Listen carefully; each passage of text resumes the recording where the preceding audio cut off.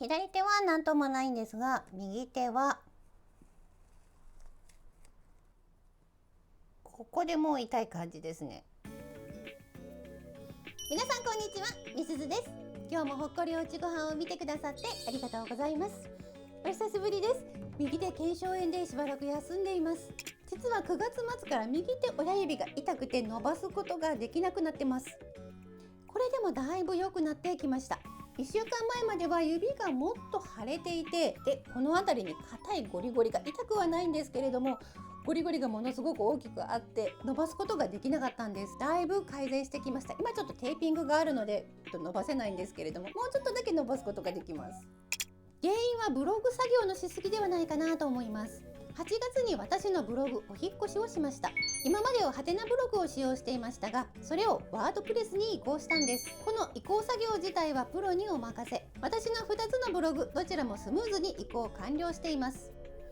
私のハテナブログは2005年から利用していた Yahoo ブログからの引っ越し記事が2000記事ほどあったんです。ワードプレスへ移行する際にこの Yahoo ブログから持ってきた記事の画像も果たしてうまく移行ができるのかどうか、その点がちょっと私には分からなかったので、移行作業をお願いする前に画像の貼り直し作業をしています。2000記事の画像貼り直しがだいたい1ヶ月ほど。ワードプレスへ移行後はブログのカスタマイズや、あとハテナブログにはなかったカテゴリーとタグの設定などを1ヶ月ほど行っています。この作業を続けていて腱鞘炎になりました。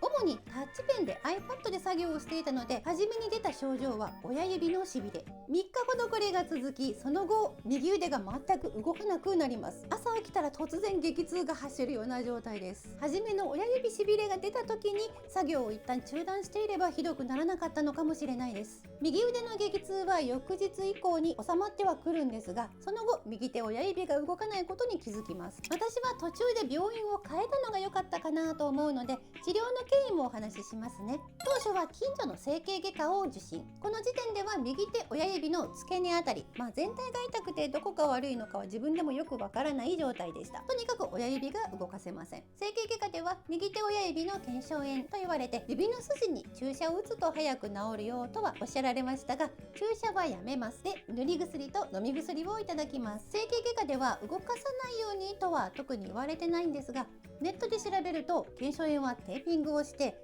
患部をあまり動かさないようにするとどのサイトにも書かれています。この点を先生に確認すると、動かさない方がいいというわけでもなく、たまに曲げないと指が曲げられなくなるよとおっしゃられました。なのでたまに曲げるのを意識しながら、途中からテーピングも使用してあまり動かないようにして過ごします。それによって動かなかった右手親指は曲げることは簡単にできるようになるんですけども、どうも伸ばすのが難しい。これはね、先生に曲げるようにと言われたので、私の起点が利かず曲げることばかりちょっと意識していて、伸ばすっていうのはやってなかったんですよね。これが原因だと思います。親指はいつまでもパンパンに腫れていて、この辺りにゴリゴリしたものがある。再度整形外科を受診しますが、順調に回復してますよとのこと。特に問題はありませんと言われてとても安心します。また腫れている指は腱鞘炎とは関係なくて爪の炎症ではないかなとのお話でした。ただネットの情報とか周りの人からの意見で、腱鞘炎の治療は手外科がいいよと聞いていたので、手外科への紹介状を書いてもらうことにします。先生は順調に回復してきてるし、手外科に行ってもやることは全く同じだよとは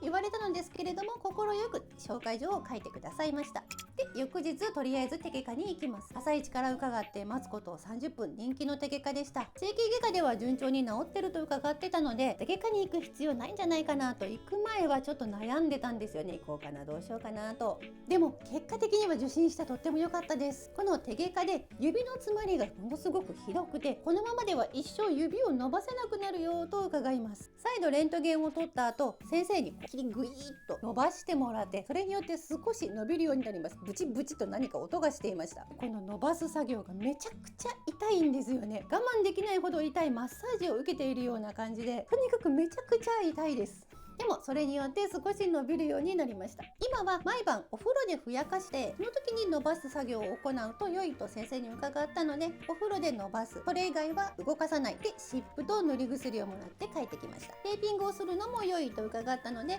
ネットで巻き方を見てテーピングをしているという状態です。というわけで現在はあまり指を動かさないようにして過ごしています。 SNS も他の指を使えばできるかもしれないんですが、画面をスクロールしたりタップをしたりする際に親指にも振動が伝わってあんまり気持ちいい感じではないので、なるべく触らないようにしています。今後も SNS を見たりとか、このように動画を更新したりとかたまにしていきたいと思いますので、ゆっくり再開させてくださいね。皆様も作業が続く際はお気をつけください。あと右手が使えないと紙を結ぶこともできないですし、爪を切ることも難しいです。当然ハサミはこんな感じになりますし、文字を書くのもこんな感じです。なかなか不便な生活をしていますので、皆様もお気をつけください。ちょっと違和感を感じたらすぐ作業をやめた方が良かったのかもしれないです。